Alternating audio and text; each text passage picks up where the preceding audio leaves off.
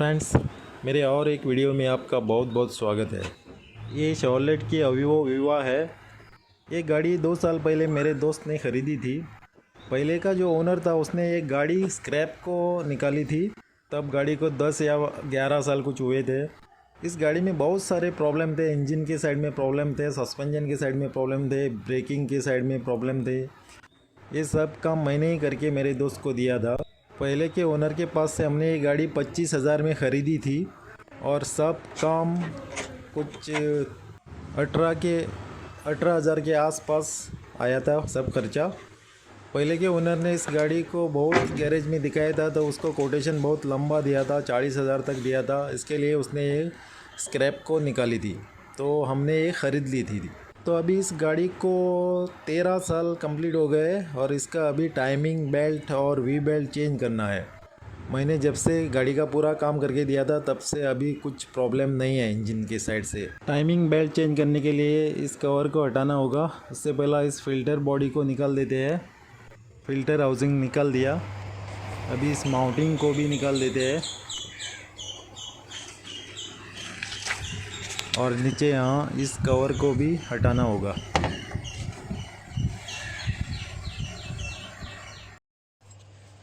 Mounting को निकाल दिया। अभी निकाल देते हैं क्रैंक पुली बोल्ट को इस रेंच से। ये पावर रेंच है। ये क्रैंक पुली बोल्ट बहुत ही हाई टॉर्क होते हैं। इसको बहुत पावर चाहिए निकालने के लिए। निकालने की ट्राई करते हैं इस पावर रेंच से।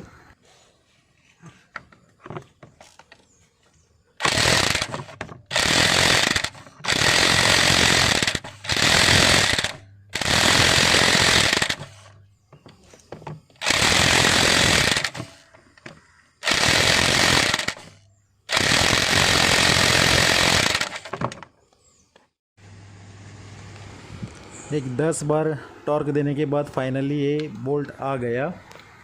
बहुत ही हाई टॉर्क दिया होता है इन बोल्टों को। अभी इस ऑयल गेज स्टिक को निकाल देते हैं टाइमिंग कवर निकालने के लिए।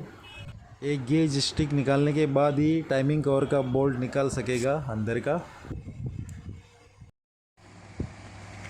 टाइमिंग कवर और ऑयल गेज स्टिक निकाल दिया।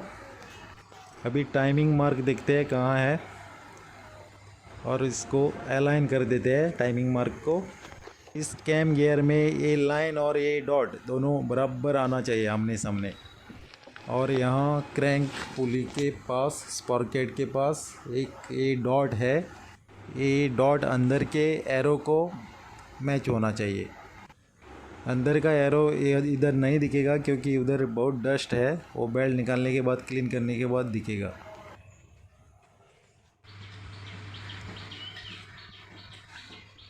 और यहाँ देखो पूरा स्पॉकेट का एरिया क्लीन कर दिया। बहुत ही डस्टी था और क्लीन करने के बाद ये एरो मार्क अभी दिख रहा है।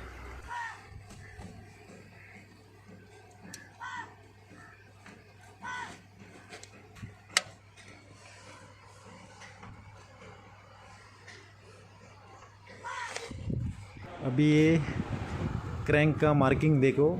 इस पुली के पास एक डॉट है। ये डॉट सीधा अंदर का जो एरो है इसको मैच होना चाहिए। और ये दोनों बेल्ट, टाइमिंग और वी बेल्ट दोनों बुधमो से मंगवाए हैं। दोनों बिल्कुल ओरिजिनल है, कोई डाउट नहीं है। ये कोरियन है। फ्रेंड्स, आप भी कोई आपको पार्ट्स चाहिए तो बुधमो से मंगवा सकते हैं। इसमें रेट बहुत होते हैं, आफ्टर मार्केट भी प्रोडक्ट होते हैं और ओरिजिनल भी होते हैं और रेट बहुत रीजनेबल है।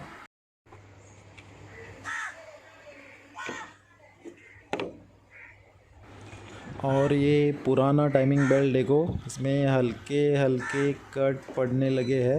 इसको टाइम पे ही चेंज करना बहुत ही होशियारी की बात है, क्योंकि अगर ये टूट गया तो आपको बहुत नुकसान हो सकता है। आपका इंजन का वाल्व बैंड हो सकते हैं। इसको थोड़ा पहले ही चेंज कर देना आपके लिए बहुत ही फ़ायदे की बात होगी।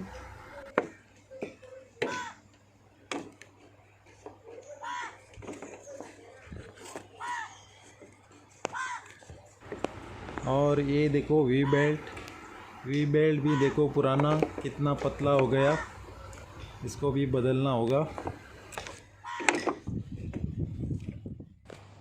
टाइमिंग बेल्ट चढ़ा दिया इंजन के ऊपर। अभी इसको 2 राउंड घुमा के देखते हैं रेंच से। 2 राउंड घुमाने के बाद पोजीशन पे आना चाहिए दोनों मार्क, कैम के और क्रैंक के, तो ये अपना टाइमिंग बराबर है।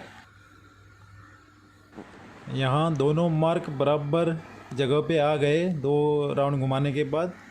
अभी इसको स्टार्ट करके देखते हैं गाड़ी को और बाद में वी बेल्ट चढ़ा देते हैं। पहला स्टार्ट करके देखते हैं।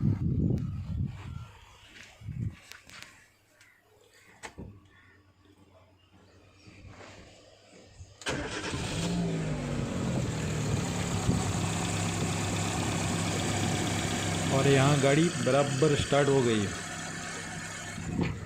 अभी चढ़ा देते हैं we belt. We belt compressor को जाएगा और पावर स्टीयरिंग पंप को जाएगा। वी बेल्ट चढ़ा दिया। अभी इसका ऑयल और ऑयल फिल्टर चेंज हो जाएगा और व्हील भी लग जाएगा इधर।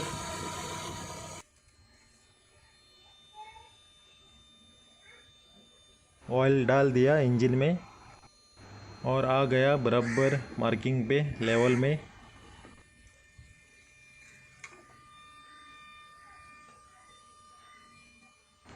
अभी इसका कूलेंट ड्रेन कर देते हैं और नया फिल कर देते हैं स्टील वाटर के साथ।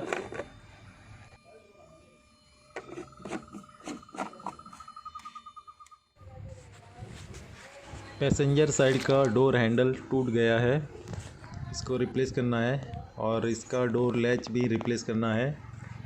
डोर लैच रिमोट से लॉक नहीं होती थी, अभी ये सेकंड में लाया दोनों।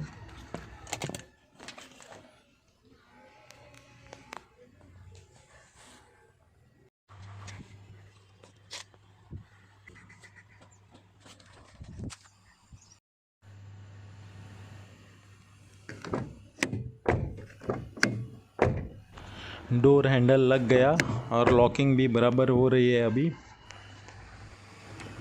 और गाड़ी का काम सब पूरा हो गया।